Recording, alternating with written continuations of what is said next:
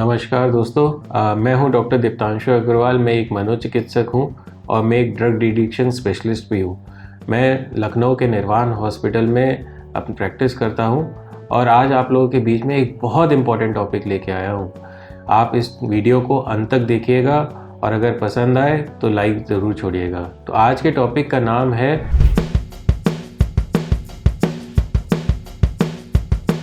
कि अगर आपके घर में कोई मानसिक रोगी है तो आपको क्या करना है। क्योंकि हमारे पास ऐसे बहुत सारे लोग आते हैं जिनके जो रिलेटिव हैं वो बहुत परेशान रहते हैं। वो कहते हैं कि डॉक्टर साहब क्या करें, क्या ना करें, कैसे देखें, हम अपना काम कैसे करें, बच्चों को कैसे पालें, है ना, ये नशा कर रहे हैं तो हमें क्या करना चाहिए, क्या नहीं करना चाहिए, क्या खिलाएं, कैसे करें। इतने हज़ारों सवाल होते हैं। तो उसको एक कंसाइज फॉर्म में हमने एक वीडियो बनाया है।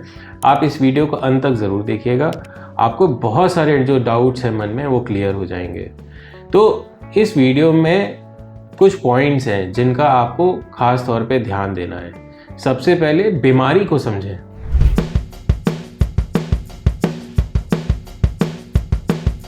कि बीमारी है क्या, उसकी तासीर क्या है, क्यों हुई, कैसे हुई, प्रोग्नोसिस क्या है, आगे कैसे चलेगी, आगे कितना चलेगी, कितने दिन दवाई खाना पड़ेगा। ये सब सवाल आप डॉक्टर से उसी समय पूछ लें जिस समय आप पहली बार दिखाने जाते हैं।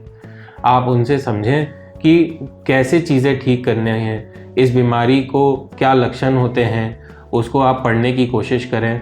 आप गूगल पे पढ़ने की कोशिश करें और अगर आपको कोई चीज़ नहीं समझ में आ रही तो आप उसको लिख लें और जब डॉक्टर से अगली बार जाएं परामर्श के लिए तो आप उनसे पूछें कि सर, हमने अपने पेशेंट की बीमारी समझने की कोशिश करी थी, ये हमारे कुछ डाउट्स हैं, क्या आप हमें बता सकते हैं कि इनको कैसे हैंडल करना है, क्या ये लक्षण जो अभी दिखे नहीं क्या दिख सकते हैं, क्या नहीं दिख सकते हैं, और जो हमारे मरीज में लक्षण हैं उनको हम कैसे हैंडल करें घर पे। तो बीमारी को समझना सबसे ज़्यादा ज़रूरी है। दूसरा, ख्याल रखना।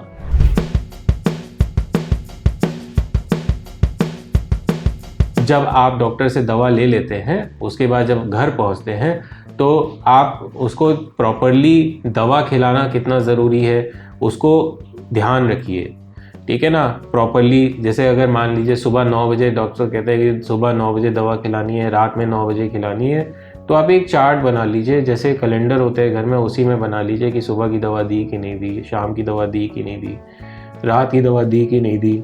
ये सारी चीज़ें आप घर पे करें।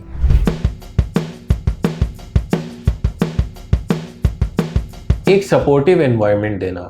देखिए, जो मानसिक रोगी होता है उसे उस समय समझ नहीं आ रहा होता है कि मैं क्या कर रहा हूँ, क्या बोल रहा हूँ। ये बात आपको समझनी है। आपको ये समझना है कि वो उसको दिमाग में वो ख्याल ही नहीं आ रही, या उसके दिमाग में ऐसे ख्याल आ रहे हैं जो सोसाइटी में एक्सेप्टेबल नहीं है या जो किसी और को नहीं समझ में आ रहे। आपको उन्हें समझना पड़ेगा और उसे ये कहना पड़ेगा, ठीक है, परेशान मत हो, अभी ये विचार आ रहे हैं लेकिन थोड़ी देर बाद ये चले जाएंगे, दवा खा लो चले जाएंगे, परेशान मत हो, हम लोग सब तुम्हारे साथ हैं। बजाय कि उसको डांटने के, अरे तुम नाटक कर रहे हो, अरे तुम ऐसा कर रहे हो, अरे ये तो सिर्फ ऐसे ही करता है, ऐसे ही बोलता है, परेशान करने की इसकी आदत है, इसको तो लगता है कि बस कैसे घर वालों को परेशान किया जाए। ऐसा नहीं है। वो अपनी आदत से मजबूर है या वो अपने दिमाग के आगे हार चुका है। आपको ये बात समझनी पड़ेगी।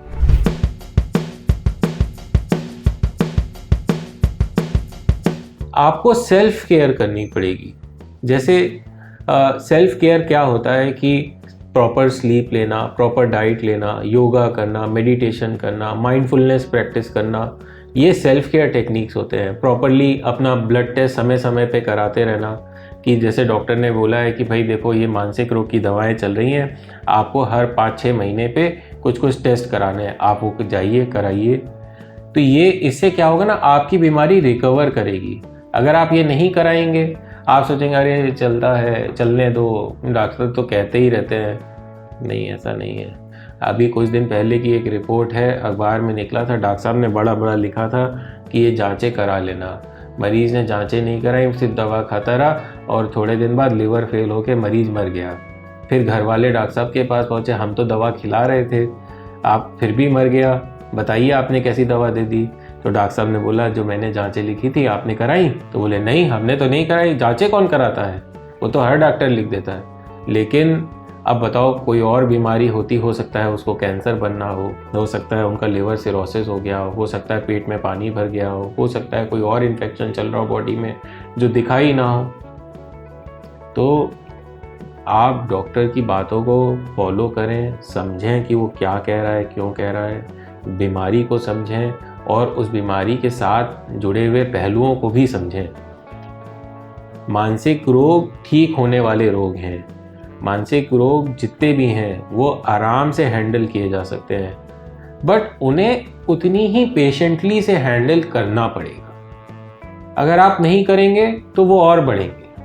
आप हैंडल करना समझ जाएंगे तो आराम से निपट जाएंगे। जैसे नॉर्मल लोग डायबिटीज़ वाले, हाइपरटेंशन वाले, थायराइड वाले से ज़िंदगी निकालते हैं, वैसे ही ये रोग भी निकल जाते हैं।